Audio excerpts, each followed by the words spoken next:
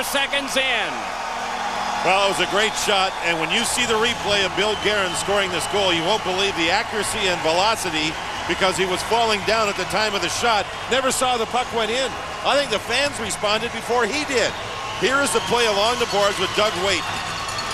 He gets help. There's Guerin. All three forwards in on it. There's the passing shot, and Guerin now celebrates as he's falling down to take the shot. Beautiful play. How about the pass by Drury? Good work by Doug Waite, and then Guerin giving his club a 1-0 lead. Big start for Team USA. Native of Wilbraham, Massachusetts, member of the Dallas Stars of the NHL, and star in his own right, our third member of the crew, Pierre McGuire. Pierre? John, you talked about the defensive presence of Kazakhstan and their limited offense. One of the things the Americans have to do, we just saw it on that last goal, get pucks in deep and cycle, and you saw the good two-man cycle between... Did for Latvia, the Latvian goaltender.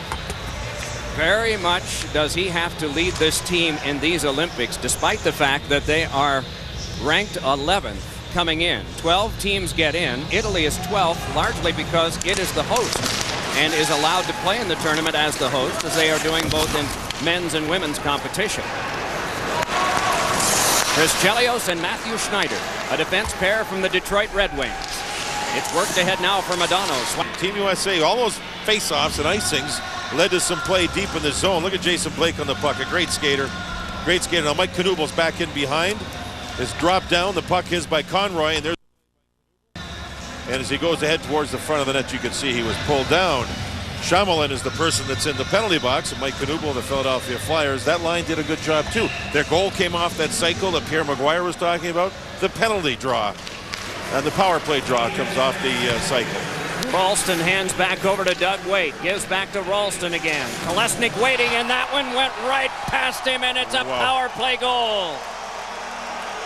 2-0 Team USA on a ripper by Brian Ralston. 8 seconds. 8 seconds of power play time, and the puck was in the net.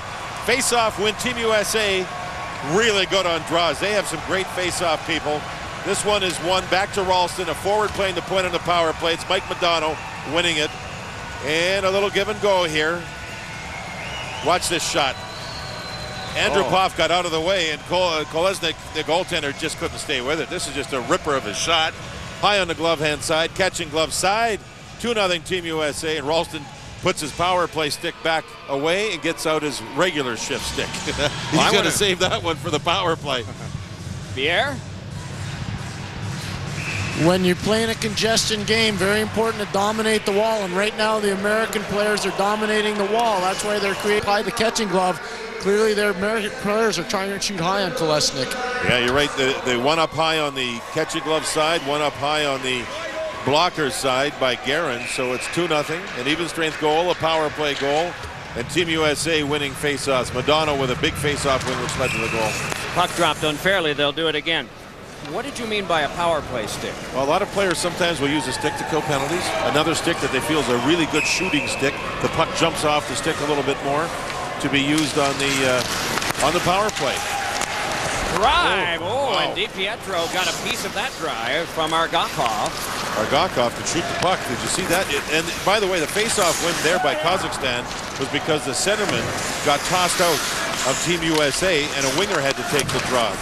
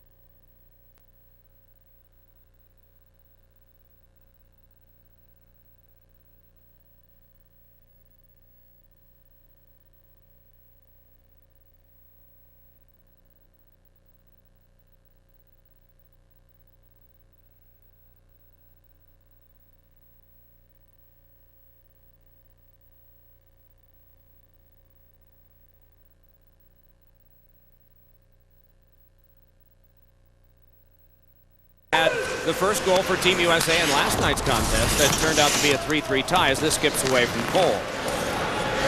In terms of what Kazakhstan would want to do, have they, I realize we're in a power play situation now, but do you think they've been successful at all with their clog down game? No, because Team USA is too strong physically, and they've made them take penalties, or they made the play that led to the goal as Team USA Gomez is offside here. The shots are 7-3. The only 3 shots that the Kazakhstan team has had are all 3 have been right from the blue line. They've been good hard shots, but all from the blue line. So I think Team USA has established their game.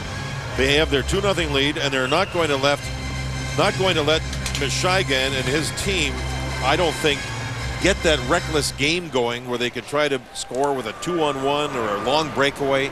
Team USA looks a little more poised with their game than I think I saw last night.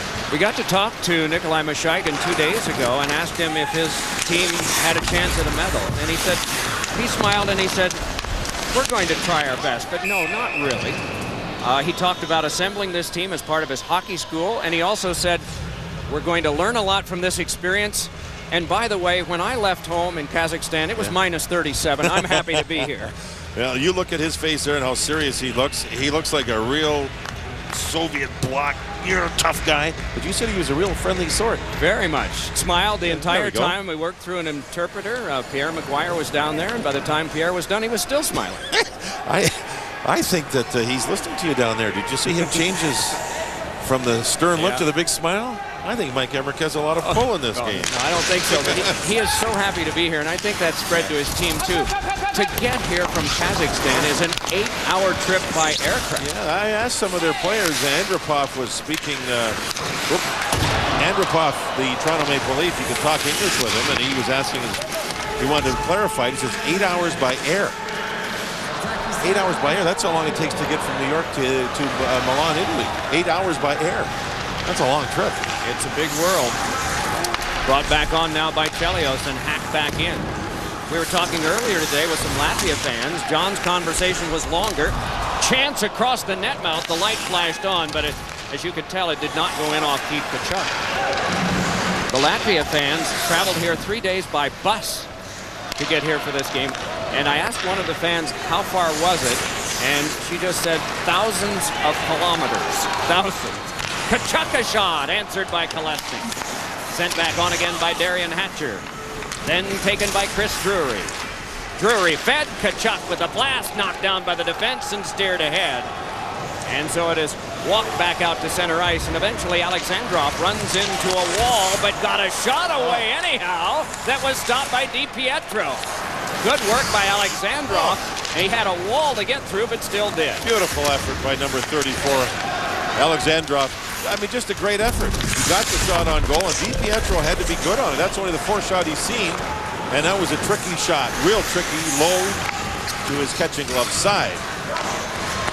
Earlier today, John had an opportunity to see Latvia in a contest with Slovakia. And I think the one thing that we saw with Latvia, and perhaps we will with Kazakhstan too, though they don't have quite the talent that Latvia did, is just a dogged, determined effort. As this feed is to Knuble, and he put it off the chest of Kolesnik, and it is held. Jason Blake with a beautiful pass. See, Team USA looked at tapes, they talked to their players, said, listen guys, your legs were moving last night in the Latvian game, but the puck wasn't. Look at the puck, look how long the pass this is. Beautiful. And there's the good shot on goal by Mike Knuble, and the save is made. Gorgeous pass by Jason Blake across. So the Team USA club, when they get acclimated to this bigger ice surface, let the puck travel. It can go a lot faster than your feet can, and that was an example of it with that last play. Ice surface is 200 by about 100, compared to 200 by 85 in most North American rinks. The shot by Leopold is deflected up into the mesh. How many faceoffs now on this end of the ice? It's like 12, 15. It feels like it. And I don't know if there's been one. Yeah, there's been a couple in the U.S. zone. That's it. Pretty good dominance. In terms of the shots on goal, it's 9-4 in favor of the United States. Laid by Leopold onto Madano. Crisply back across, and Brett Hedican takes over there. Hedican with an assist in last night's game against Latvia. Aaron Miller not able to play.